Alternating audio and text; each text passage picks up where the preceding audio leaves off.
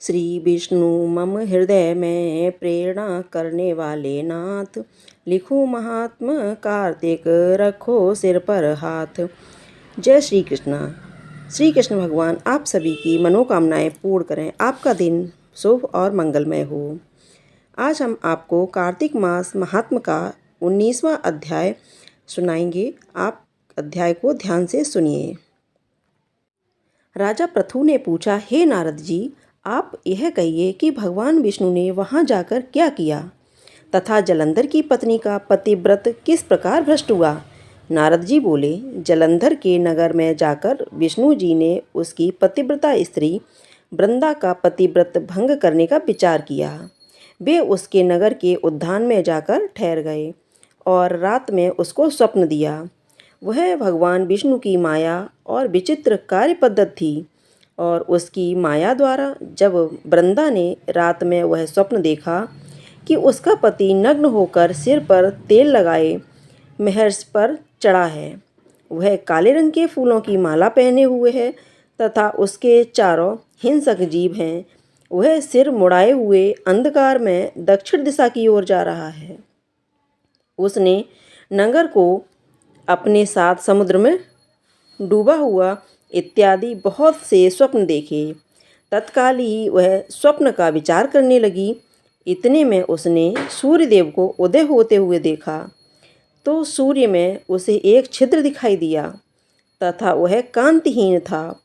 इसे उसने अनिष्ट जाना और वह भयभीत हो रोती हुई छज्जे, अटारी तथा भूमि कहीं भी शांति को प्राप्त न हुई। फिर अपनी 2 सखियों के साथ उपवन में गई, वहाँ भी उसे शांति नहीं मिली। फिर वह जंगल में निकल गई, वहाँ उसने सिंह के समान 2 भयंकर राक्षसों को देखा, जिससे वह भयभीत हो भागने लगी। उसी क्षण उसके समक्ष अपने शिष्यों सहित शांत मौनी तपस्वी वहाँ आ गया। भयभीत वृंद उसके गले में अपना हाथ डाल उससे रक्षा की याचना करने लगी। मुनि ने अपनी एक ही हुंकार से उन राक्षसों को भगा दिया।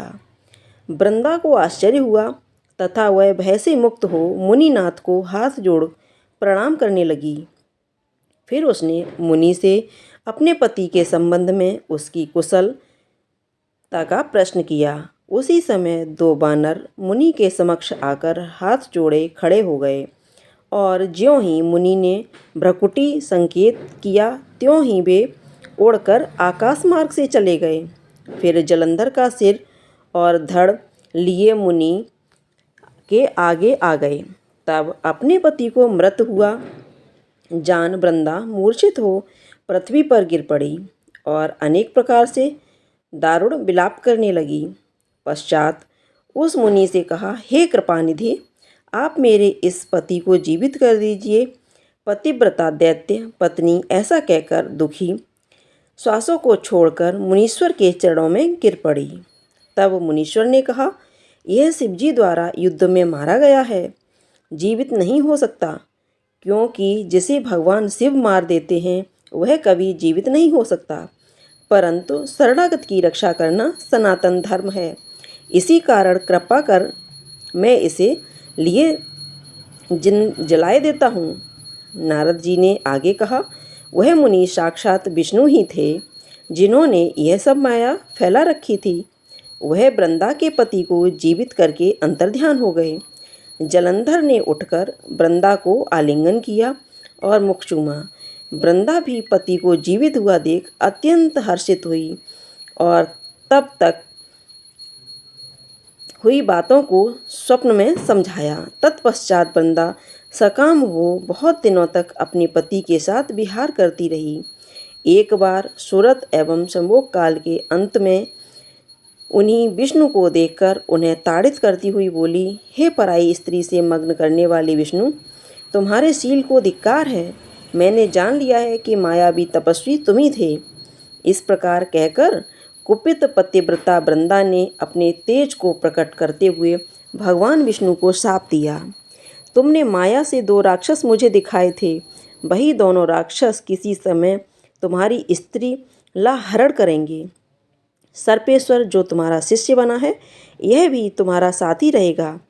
तब तुम अपनी स्त्री के विरह में दुखी होकर विचरोगे, उस समय बानर ही तुम्हारी सहायता करेंगे। ऐसा कहती हुई पतिव्रता वृंदा अग्नि में प्रवेश कर गई। ब्रह्मा आदि देवता आकाश से उसका प्रवेश देखते रहे। वृंदा के शरीर का तेज पार्वती जी के शरीर में चला गया। पतिव्रत के प्रभाव से वृंदा ने मुक्ति प्राप्त की। कार्तिक मास के 19वें अध्याय की कथा समाप्त हुई। कार्तिक का महीना चल रहा है। 18 अक्टूबर से शुरू हुआ कार्तिक माह का समापन 15 नवंबर को हो जाएगा। इस पूरे महीने आप तुलसी जी का यह उपाय जरूर करें। कार्तिक मास का महीना चल रहा है, यह 18 अक्टूबर से लेकर 15 नवंबर तक चलेगा। मान्यताओं के अनुसार कार्तिक मास में देवी लक्ष्मी पृथ्वी पर आती हैं। कार्तिक महीना को हिंदू धर्म में बेहद ही पवित्र माना जाता है, जो शरद ऋतु के आगमन का प्रतीक माना गया है। इस महीने में कई महत्वपूर्ण पर्व त्यौहार आते हैं, जिसमें दिवाली, करवा चौथ, भाई दूज, गोवर्धन पूजा, अहोई अष्टमी समाप्त हो गया। अब छठ पर्व मनाया जाएगा। पौराणिक मान्यताओं के अनुसार कार्तिक महीने में तुलसी माँ, गणेश भगवान और विष्णु भगवान की पूजा की जाती है। आप तुलसी के पौधे पर हर दिन दिया जरूर जलाएं, क्योंकि दीपदान का काफ़ी महत्व होता है। इस महीने को सौभाग्य, अच्छी सेहत का महीना भी माना जाता है। मान्यता है कि पवित्र नदी में स्नान करने से सेहत को लाभ मिलता है। कार्तिक माह में दीपक जलाने का अर्थ है कि अपने मन और आत्मा से अंधकार और नकारात्मक ऊर्जा को दूर करना। यहाँ अंधकार का मतलब अज्ञानता से है।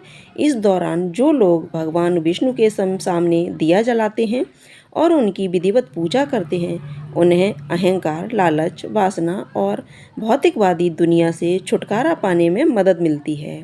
साथ ही आत्मा शुद्ध होती है। वहीं इस दौरान दीपक जलाने से जीवन में शुभ और सकारात्मकता आती है। कार्तिक माह के कुछ पूजन के नियम भी होते हैं।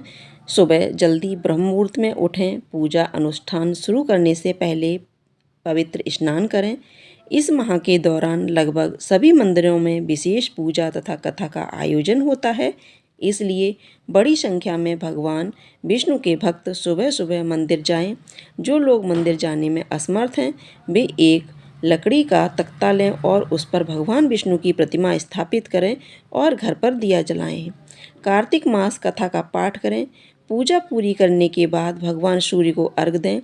इस माह में गंगा नदी में स्नान करना अत्यधिक पुण्यदायी माना जाता है। इस दौरान भगवान विष्णु के नामों का जाप करें। भगवद गीता, रामायण और विष्णु सहस्त्र नाम का पाठ करें। तुलसी के पौधे के पास दिया जलाएं, यह बहुत शुभ माना जाता है। इस दौरान दान पुण्य करें और गरीबों को भोजन अवश्य खिलाएं। प्रतिदिन भगवान विष्णु को तुलसी पत्र अवश्य चढ़ाएं। तो दोस्तों, उम्मीद करती हूँ आपको यह जानकारी पसंद आई होगी। अगर आपको यह जानकारी पसंद आई हो तो कमेंट बॉक्स में जा कर के जय श्री कृष्णा जरूर लिखिएगा। साथ ही साथ इस वीडियो को लाइक कीजिएगा, शेयर कीजिएगा। चैनल पर पहली बार देख रहे हो तो चैनल को सब्सक्राइब करके मुझे सपोर्ट जरूर कीजिएगा। जय श्री कृष्णा, जय श्री राधे।